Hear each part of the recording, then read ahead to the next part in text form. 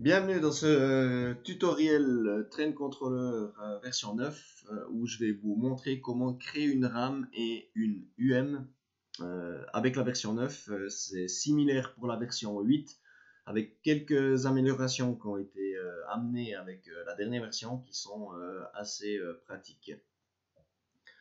Donc on a vu précédemment comment créer un train, comment créer une locomotive ainsi que comment créer un wagon. Oh, j'ai oublié de mettre un petit coup ma webcam. Donc, il est où le Jojo? Il est là. Voilà. Bonjour à tous. Donc, je disais qu'on a vu comment créer les éléments. On a vu aussi qu'on pouvait, dans la locomotive, par exemple, donner une longueur et à la place de donner la longueur de la locomotive, d'insérer la longueur de notre rame complète avec les wagons. Ce qui nous permet de faire de la gestion de longueur pour l'entrée des cantons ou pour des arrêts en bout de quai, en milieu de quai ou des choses comme ça. On a vu aussi qu'on pouvait insérer dans les locomotives des, des adresses de décodeurs pour pouvoir piloter l'éclairage des wagons. Alors, dans un premier temps, ça va bien, on peut faire des choses rapidement. Après, le problème, c'est que si maintenant on change notre composition, on change de locomotive devant notre train, et bien à nouveau, à notre locomotive, on devra lui mettre la longueur du train et lui insérer aussi les fonctions des wagons qu'on a mis derrière. Donc ça, c'est un peu ennuyeux de faire. Donc, on a justement cette solution de travailler avec des rames. Donc ici, je vais vous démontrer comment on peut faire ceci. Et on voit ici un résultat, par exemple, d'une locomotive avec une rame derrière, donc plusieurs wagons voyageurs, et la fenêtre qui permettra de faire ceci. Une UM, c'est quoi? Or, parfois, ça peut être... on ne connaît pas ce terme, donc c'est unité multiple, c'est une multitraction, un couplage de locomotives. Donc on pourra ici, comme la photo le montre, mettre deux locomotives l'une derrière l'autre, ce qui permettra à Train Controller de démarrer les deux locomotives en même temps et de pouvoir tracter un train avec deux machines. Ici, attention, il faut, pour que ça marche bien, quand même avoir des profils de vitesse relativement propres et relativement similaires. J'entends par là que si une locomotive pousse l'autre ou tire l'autre, il y aura des effets de surchauffe et des risques de pouvoir griller un moteur à terme. Donc il faut quand même faire attention que les profils de vitesse soient bien faits, similaires.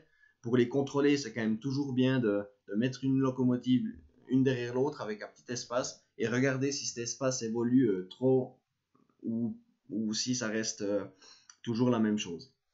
Le problème qu'on a, c'est souvent dans les phases d'accélération et de décélération où on est juste décalé avec l'écran de vitesse du décodeur et ça peut amener à faire des petits décalages. Ensuite, au niveau de la rame, donc qu'est-ce que c'est? C'est accoupler des wagons à une locomotive. On le voit ici sur la petite photo. Ça nous amènera en fait à avoir une locomotive avec une longueur définie qui soit juste et qu'on a des wagons derrière et que Train Controller automatiquement additionne les longueurs et saura la longueur du train directement. Et avec ceci, il pourra gérer correctement nos règles de longueur pour rentrer dans les gares ou pour éviter les voies à quai ou des choses comme ça. Donc là, il ne faut pas oublier de configurer au minimum dans nos éléments wagons et locomotives les longueurs correctement. Voilà. Donc, je vais enlever ma petite webcam. On va passer maintenant sur Train Controller et on va voir ce que ça donne au niveau de la configuration. Excusez-moi toujours pour l'écran noir. Voilà, on va enlever ceci. Donc, on se retrouve ici avec Train Controller. Le tutoriel précédent nous a fait découvrir ce qu'était le simulateur ici et le contrôle de trafic pour pouvoir analyser nos choses en simulation. Donc maintenant, on va voir qu'est-ce qu'on va devoir paramétrer dans ces éléments. Donc on va déjà se mettre en mode édition. Voilà. Par rapport à avant, j'ai créé quelques éléments en plus que je vais démontrer. On va prendre dans un premier temps la Big Boy. Donc ici, bien sûr, notre locomotive, je lui ai défini une longueur de 50 cm. Alors c'est peut-être complètement faux, c'est purement pour l'essai. Donc longueur 50 cm pour ma locomotive. Ensuite, si je prends ici, par exemple, les wagons citernes, j'ai défini un train de fret qui fait 200 cm. Pour créer maintenant mon unité multiple, je viens ici sur ma locomotive, je fais un clic droit et je fais composer une rame. Et ici, j'ai l'option modifier la composition. Je clique dessus et la même fenêtre qu'on avait dans la présentation d'avant s'ouvre. Et je retrouve ici quelle locomotive j'ai sélectionné pour faire ma rame. Tous les éléments ici qu'on a dans la liste de trains qu'on a en dessous, donc les wagons, les rames et les locomotives. Et sur la partie de droite, je retrouve qu'est-ce que j'ai pour cette rame dedans. Donc actuellement, j'ai que ma Big Boy, donc ma locomotive.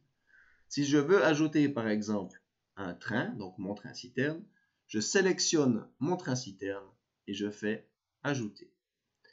Et on voit que directement, le wagon est couplé à ma locomotive.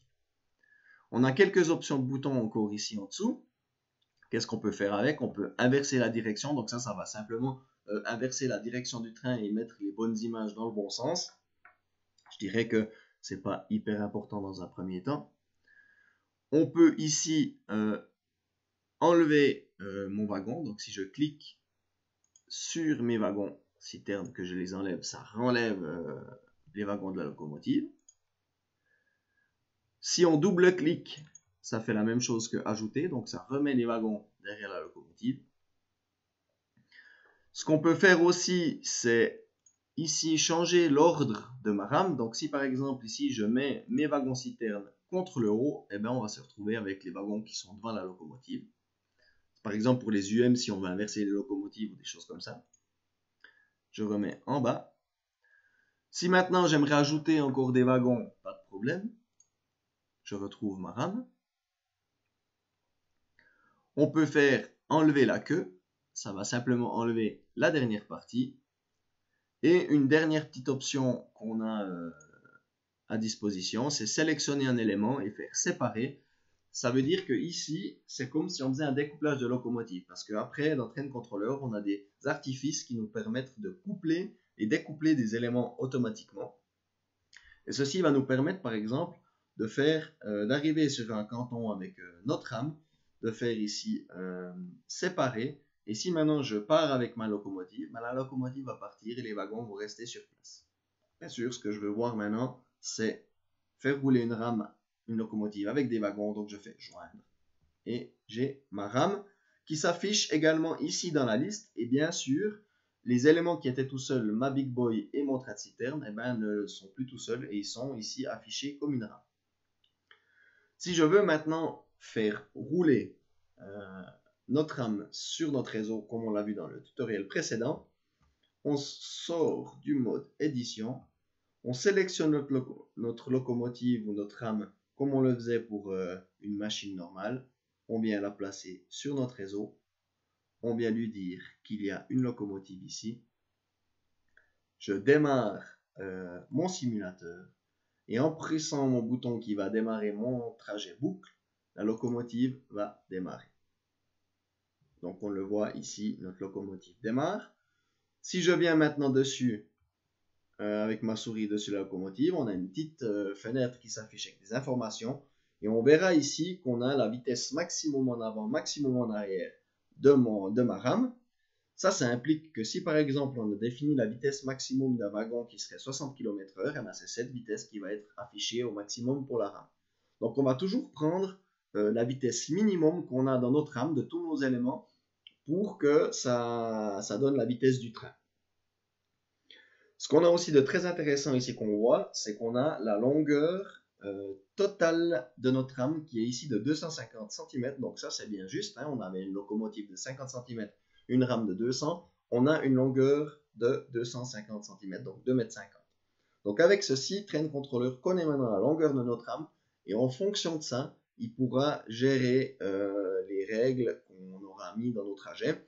Donc je pense qu'on va faire un petit tutoriel prochainement pour montrer ça, même peut-être le prochain, pour démontrer cette façon de gérer la longueur des trains dans les cantons.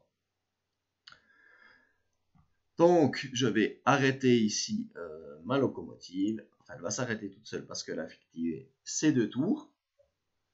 Et maintenant, on va créer une unité multiple. Juste attendre qu'elle s'arrête. Le but de mon unité multiple ici, ça sera donc de venir coupler ici mes 2 locomotives RI66 et RI44 et AI66. Voilà. Mes trajets sont arrêtés. Je repasse en mode édition. Donc je vais venir ici, clic droit sur mon AI66, composer une rame, modifier la composition. Et ici, je vais ajouter mon RI44 et on se retrouve avec un couplage de locomotive. Alors clairement, si on veut lui mettre un train derrière maintenant, on sélectionne le train qu'on veut lui mettre derrière et on ajoute, j'ai mon couplage de locomotive, on voit mieux ici, avec mes wagons derrière. Pour la démo, je vais enlever les wagons et laisser les 2 locomotives. Tac. Voilà. Donc ici, même chose, on aura la longueur de nos 2 locomotives qui sont insérées. Et si maintenant, je sors du mode édition, je vais sélectionner ici ma 2e locomotive pour qu'on voit bien que les 2 locomotives sont pilotées. Je prends ma rame que je vais mettre ici sur ma 2e voie de gare. Je vais lui dire que j'ai une locomotive dessus. Démarrer mon simulateur. Je vais verrouiller la sortie de ce canton pour que ça soit ma multitration, mon UM qui démarre et je démarre mon trajet. Et on voit bien que nos 2 locomotives sont pilotées maintenant en même temps. Donc on a créé une unité multiple. Maintenant, quand on a fait ça, qu'on fait des essais, souvent on enlève les facteurs d'accélération, décélération qu'on a dans le profil de vitesse. On veut par exemple ajouter une fonction à notre locomotive parce que souvent on met les feux mais on ne met pas toutes les fonctions du décodeur son par exemple.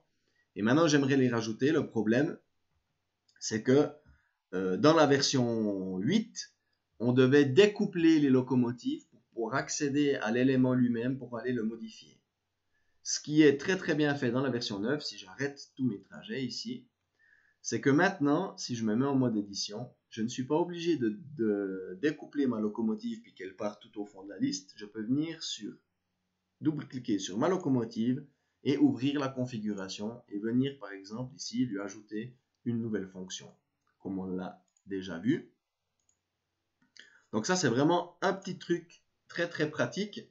Je peux venir modifier ma locomotive sans devoir découpler toute ma rame. Voilà. C'est ce que je voulais vous démontrer ici, créer une rame. Moi j'ai personnellement longtemps travaillé sans cette notion de rame parce que j'avais l'impression que c'était compliqué en fait, mais pas du tout.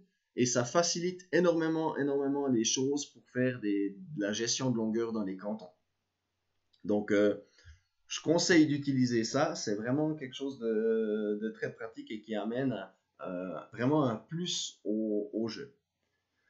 Donc, je vous souhaite une bonne fin de journée, bonne soirée. Si vous avez aimé, n'oubliez pas le petit pouce bleu. Si vous voulez voir les nouvelles vidéos qui sortent, abonnez-vous à ma chaîne. Si vous voulez commenter ou rajouter des choses, il n'y a pas de problème. Comme je l'ai dit, c'est ma vision de voir les choses. J'explique un petit peu mon expérience. C'est peut-être pas les solutions qui conviennent à tout le monde, mais voilà, c'en est une. Et on peut débuter depuis mes tutoriels jusqu'à maintenant, de pouvoir faire un réseau sur Train Controller et de pouvoir le simuler avec quelques petites spécialités.